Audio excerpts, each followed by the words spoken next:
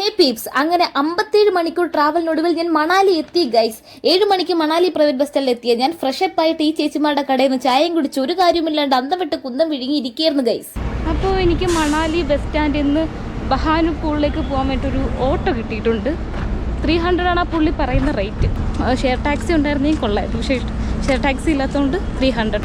അപ്പോൾ മണാലി ബസ് സ്റ്റാൻഡിൽ നിന്ന് കുറച്ചധികം നടന്നിട്ട് വേണം ഈ പുള്ളിയുടെ ക്യാബിൻ്റെ അടുത്ത് എത്താൻ.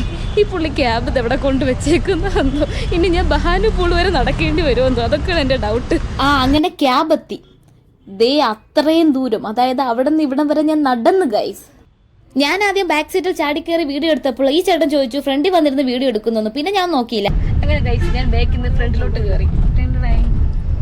ഇതാണ് നമ്മുടെ ക്യാബ് ചേട്ടൻ. വെറും 3 കിലോമീറ്റർ മാത്രമാണ് ബാനു ബ്രിഡ്ജിലേക്ക്. ഇതാണ് കേട്ടോ ബാനു ബ്രിഡ്ജ്. ഇവിടെ വരെ എനിക്ക് ക്യാബ് ഉണ്ടായിരുന്നുള്ളൂ.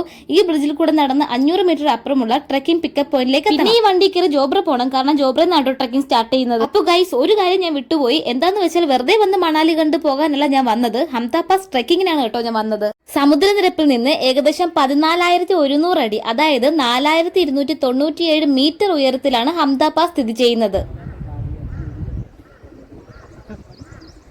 അങ്ങനെ ഏകദേശം 2 മണിക്കൂർ ജീപ്പിൽ ട്രാവൽ ചെയ്ത് മണാലിയിൽ നിന്ന് ജോബ്ര എത്തിയിട്ടുണ്ട്. ജോബ്രയിൽ നിന്നാണ് ഹംതാ പാസ് ട്രെക്കിംഗ് സ്റ്റാർട്ട് ചെയ്യുന്നത്. നടന്നതോ ഇവിടെ എത്തി. ഏകദേശം 5 കിലോമീറ്റർ ട്രക്കിംഗ് ചെയ്യണം നമ്മുടെ ക്യാമ്പ് സൈറ്റായ ചിക്ക ക്യാമ്പ് സൈറ്റ് എത്താനായിട്ട്. കിഡിലം വ്യൂ ആയിരുന്നു കേട്ടോ. പോകുന്ന വഴിയൊക്കെയും പൈൻ ഫോറസ്റ്റും കുറെ നദികളും പൂക്കളും മരത്തടി കൊണ്ടുണ്ടാക്കിയ പാലം ഒക്കെ ഉണ്ടായിരുന്നു. ഇപ്പോൾ ഒരു കിട്ടിലും ഒരു അരുവി ഇങ്ങനെ ഭയങ്കര സ്പീഡിൽ പോകുന്നുണ്ട്. എല്ലാവർക്കും വീഡിയോ എടുത്തെടുക്കാറുണ്ട്, പക്ഷെ എനിക്ക് മാത്രം ആളില്ല. അതുകൊണ്ട് ഞാൻ ഒറ്റയ്ക്ക് അങ്ങ് വീഡിയോ എടുത്തു ഗൈസ്. ഇനി കുറച്ച് റെസ്റ്റ് ഒക്കെ എടുത്തിട്ടാവാം ബാക്കി നടപ്പൊക്കെ. അങ്ങനെ ഇരിക്കുമ്പോൾ ദേ പോണു കുതിരയും കഴുതയൊക്കെ. അതിന്റെ പുറത്താണെങ്കിൽ ഒരു ലോഡ് ബാഗുകൾ. അങ്ങനെ ലാസ്റ്റ് നടന്ന് ചിക്ക ക്യാമ്പ് സൈറ്റ് എത്തിയിട്ടുണ്ട്. ഇവിടെ ടെന്റിലാണ് കേട്ടോ സ്റ്റേ. ഇതൊരു 7:30 ടൈമാണ്, ഇരുട്ടായിട്ടില്ല. ഇനി ഇവിടെ ഡിന്നർ ഉണ്ട്, അതൊക്കെ കഴിക്കണം. എന്റെ പോലായിട്ടുണ്ട്. ഇന്ന് ഫുൾ മൂൺ ആണ്. ആ മലയുടെ മുകളിൽ നിന്ന് മൂണിങ്ങനെ ഉദിച്ചു വരുന്നത് കാണാൻ തന്നെ സെറ്റാണ്.